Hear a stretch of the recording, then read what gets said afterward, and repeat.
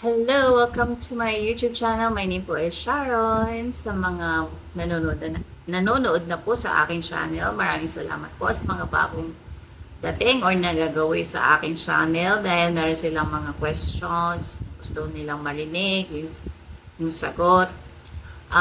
Please don't forget to subscribe to my channel. So, namili ako sa comment section kung ano yung aking i-discuss today at ito po yung aking nakita today. So, ito yung question.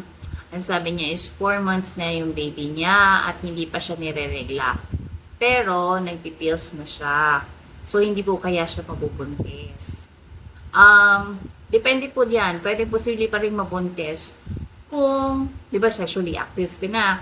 At kung yung pag-iinom mo ng pills ay hindi tuloy-tuloy, minsan, sumasablay sa mga araw. Pwede ka pa rin mabuntis if gano'n. Pero kung tuloy-tuloy naman yung pag-inom mo ng pills, malaki ang chance na hindi ka mabuntis. Pero para na rin sa kaalaman ng iba na kahit wala ka pang regla at bagong panganak ka, pwedeng mabuntis yung isang babae, di ba? Kasi nga, kahit wala pang regla, pero kunyari palabas na itlog mo tapos sexually active ka, pwede mabuo yung baby. Pwede ulit mabuntis. So, ang ano na lang dito is, yung tanong niya is, kung yung sana, yung iniinom niyang pills is, nararapat sa'yo. Kasi kung, kunyari, kung breastfeeding mommy ka, ibang pills ang pwede sa'yo. Kung hindi naman, kung formula ka lang, iba din, pwede din namang iba. So, ang importante is, magpa-consult din sa OB kung anong dapat na pills para sa'yo. Kasi may pills na nagpapaunti ng gatas.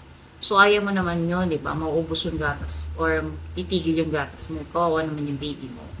So, yun ang pinaka-importante. Magpatingin pa rin sa doktor, magpa-consulta at itanong kung anong dapat na pills ang pwede mong inumin. So, yun lamang po. Sana po ay nasagot ang katanungan na iyan. Maraming salamat po. Please don't forget to subscribe to my channel. Bye-bye!